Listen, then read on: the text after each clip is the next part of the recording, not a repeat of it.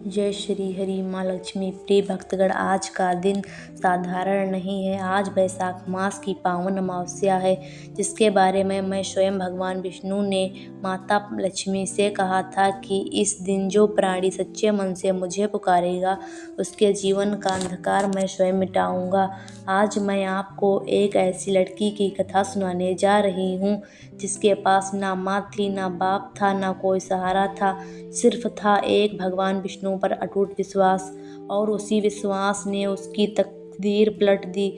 यह कथा केवल एक कहानी नहीं है, यह सत्य का परिणाम है कि जब मनुष्य हर ओर से टूट जाए, तब नारायण की शरण ही एक मार्ग होती है। इसलिए विनम्र निवेदन है कि इस कथा को अंत तक अवश्य सुने।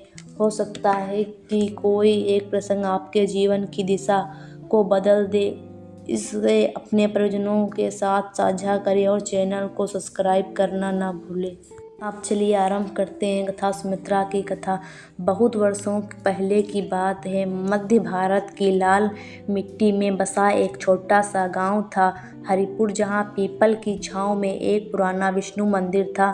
दीवारें पुरानी थी, पर उस मिट्टी में एक पवित्रता थी जो हर आने वाली शांति देती थी। इसी गांव में रहती थी सुमित्रा, मात्र 17 वर्ष की उम्र में, आंखों में एक अजब सी गहराई, जैसे किसी ने उस बच्ची से बचपन छीन लिया हो, और सच में लिया ही था। सुमित्रा के पिता रमेश एक छोटे किसान थे। जब वह 7 साल की थी, तब माँ चली गई और पिता ने हार नहीं मानी। दिन रात मेहनत करते रहे।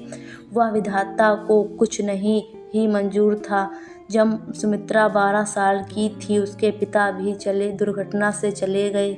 उस रात हरिपुर के मंदिर में दीपक जल रहे थे, और उस दीपक की रोशनी में छोटी लड़की बैठी थी, अकेली, रोती हुई। उसके सीने से लगी भगवान विष्णु की एक पुरानी तस्वीर। सुमित्रा ने फुसफुसाया, नारायण, अब तुम ही मेरी माँ हो, तुम ही मेरे पिता। सुमित्रा का पालन पोषण उसके चाचा भूपेंद्र के घर में हुआ। भूपेंद्र गरीब नहीं था, जमीन भी दुकान भी। उसी पत्नी कमला के मन में दया का एक कण भी नहीं था। सुमित्रा को घर की नौकरानी बना दिया गया था। सुबह 4 बजे उठना, सबका खाना बनाना, बर्तन मांजना, पानी भरना, और बदले में मिलती थी 2 सूखी रोटियां और हर दिन एक नया ताना। अब खुशकुनी की माँ बाप को खा गई, कमला चाची रोज कहती। सुमित्रा रोती चुपचाप। वह जानती थी रोने से हालात नहीं बदलते, पर एक चीज थी जो उसे जिंदा रखती थी। हर शाम, चाहे कितनी भी थकान हो, वह उस पुराने मंदिर में जाती, घुटने टेक कर बस एक प्रार्थना करती, प्रभु, मुझे धन नहीं चाहिए, ऐश्वर्य नहीं चाहिए, बस एक दिन तक साबित हो जाए कि आपने मुझे अकेला छोड़ा। और फिर आई वह पावन रात। चाचा के घर में उत्सव था, राहुल की मंगनी थी, रोशनी में मिठाइयाँ थी। सुमित्रा को रसोई में बंद रहना था। पर रात के 12 बजे, जब सब सो गए, वह चुपचाप मंदिर पहुंची। अमावस्या का घना अंधेरा। उसने अपना छोटा सा दीपक जलाया, भगवान विष्णु की मूर्ति के सामने बैठ गई। और वह रात में सुमित्रा ने कुछ नहीं मांगा, बस इतना कहा, नारायण, आज वैशाख अमावस्या है। मुझे नहीं पता मेरे भाग्य में क्या लिखा है, पर यह जरूर जानती हूँ, जो भी लिखा है आपने लिखा है, और आप जो लिखते हो वो गलत नहीं होता। आंखें बंद हुई, और तभी एक मंदिर में एक अलौकिक प्रकाश फैल गया। स्वर्णिम वस्त्र में कमल के फूल, करुणामय मुस्कान, माँ लक्ष्मी। सुमित्रा के हाथ कांप रहे थे। माँ लक्ष्मी ने कहा, पुत्री, तुम्हारे आंसुओं ने वैकुंठ को भिगो दिया है। जो बच्ची सब खोकर भी नारायण पर विश्वास रखे, उसे मैं कभी अकेला नहीं रहने दूंगी। कल सुबह उस पुराने आम के पेड़ के नीचे जाओ, जो मंदिर के पीछे एक, वहाँ की मिट्टी में तुम्हारे भाग्य का बीज छुपा है। सुमित्रा की आंखें खुली। वह वापस मंदिर की सीढ़ियों पर थी, पर मन में डर नहीं था। होते ही वह उस पुराने आम के पेड़ के नीचे पहुंची, मिट्टी खोदी, और वहां मिली एक पुरानी डायरी, उसके पिता रमेश की डायरी।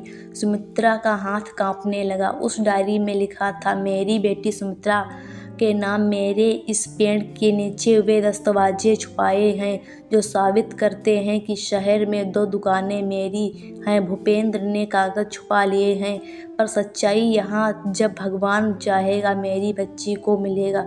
डायरी के साथ एक पोटली में थे जमीन की असली दस्तावेज।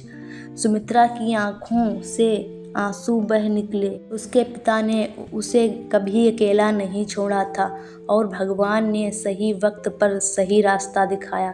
गांव की पंचायत तक मामला पहुंच गया। भूपेंद्र और कमला की सारी चालाकी उजाड़ गई।